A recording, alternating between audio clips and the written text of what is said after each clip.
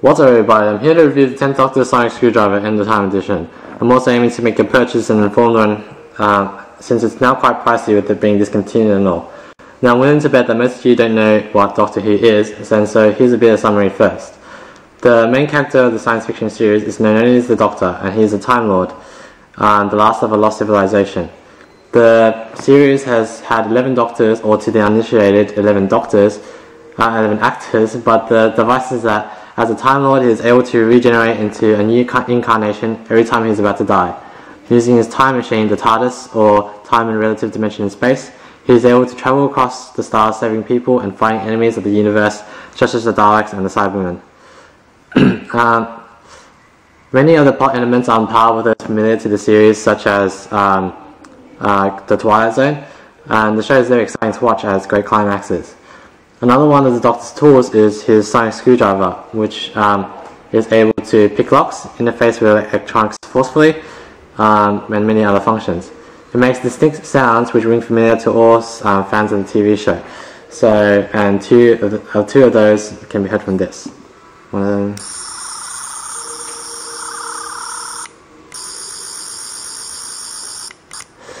Just to get it all out, I really like the look of the whole thing, and it's quite true to the TV show. You can see the cracked ivory design on the body, the contours, and the little little things like the wire that runs through here. The sounds are well done and can be heard in, say, a crowded room. There are two sounds that alternate between presses, one that you always hear in the show, and the one where you hear when the Ninth Doctor is examining the patients under a child, where you have a chirping sound over it. As far as the overall quality of the sound goes, it's what you might expect from something plastic, but it's also realistically loud as something coming from a compact sonic screwdriver. The speakers, I might add, are nicely placed in these two slits there. One slit there, two slits there. So here's the deal. There are two buttons and a slider on the body. Slider doesn't do anything but extend it, but that's not a problem to anyone who knows that it should. It's also very inconvenient that the buttons will always be next to the slider. The bottom button works when fully retracted, and the top button works when it's fully extended. Both buttons shouldn't be able to work at the same time, but as I mentioned, there's a practical reason as to why you have both. The light, as you might have guessed from the description, is in fact a UV light, and at the bottom you have a swivel nib for a black pen or a UV ink nib, which is over here. I'm not worried about the nib falling off, but you should hold on to the nib while you're taking off the cap. In fact, twisting it off also helps. I've found that the yellow highlighter has the same effect as the UV ink, and that's a good alternative since I don't think you can easily replace either nibs besides getting a new one. The light itself is a bit dimmer than something you see in the show, since it doesn't actually radiate from the entirety of the diode, and it's a bit difficult to see in the sunlight. I imagine this is somehow related to how it's a UV light where you have safety standards, but it's got the colour spot on, and I'm satisfied.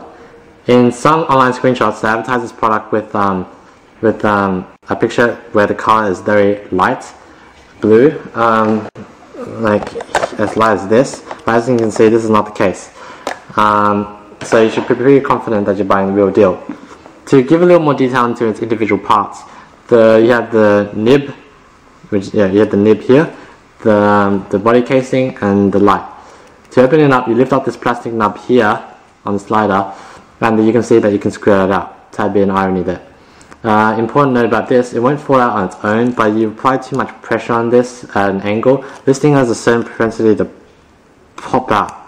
So yeah, if you're real careful, then just keep checking it. A clean, non-permanent way of fixing it was on blue tack, which works wonders. So once you pull the light part out, which I'll do for you here, just wait.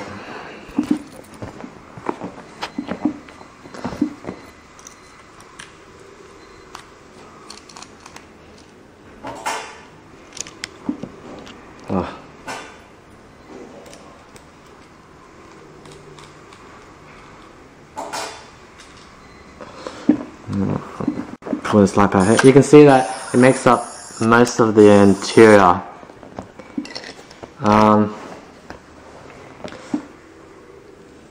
Which you could have guessed. As you can see, the circuitry can be seen from when it's extended if you look real close.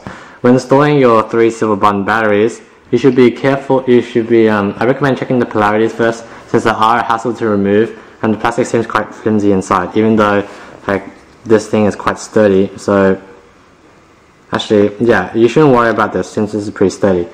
I think this sonic screwdriver is just fantastic. In addition to the UV light, the addition of the UV light and pen just adds to its functionality, and not to mention you're given the choice of which nib to use without interfering with aesthetics, which is really neat. In fact, you never see any real needs for the black end, which is really cool that they made into a pen. The sonic screwdriver is made almost entirely from plastic, and with some evidence of manufacturing with the welding seams, like you can see here and here. This, you know, like because you can see the weld seams, you have that kind of unrealism, that man-made quality to it. But you know, that kind of spill kind of faded away from me once I held it in my hand. To give a bit of a comparison with the television prop, the diode is actually a bit lengthier than this, and the head is a bit slimmer here as well. It passes for metallic pretty well because of the paint and textures, and the textures are quite pleasing to touch, even if they look a bit stock. So in conclusion, the 10th Doctor sonic screwdriver is a fine replica, and is why I chose it over the 11th Doctors, but that's for another video. Just to reaffirm, this model has been discontinued with all the other Pre-Matt Smith Doctors, so if you want one, you better get one quick. Right now, if you want one in Australia, it's about $30 on eBay, which is a bit higher than the 11th sonic screwdriver. Trust me, you should check out the laser screwdriver. It's insane. Extra note here, the predecessor edition to the Mark 6, or this one, is specifically the one used by the 9th Doctor, and I think it's a far cry from this edition. The casing on it is much lighter, and I think you find a comparison to white length of PVC pipe to be very appropriate. And also, to my knowledge, it only has the sound with the chirping noise over it. Yeah, this one. Also concerning how close it is to the TV crop, it's up to your own discretion, since it's surprisingly difficult to see pictures of the whole thing, and lots of people mix up the models because they're amateurs. So yeah, those are just my final notes, I suppose. And so yeah, have fun using a sonic screwdriver.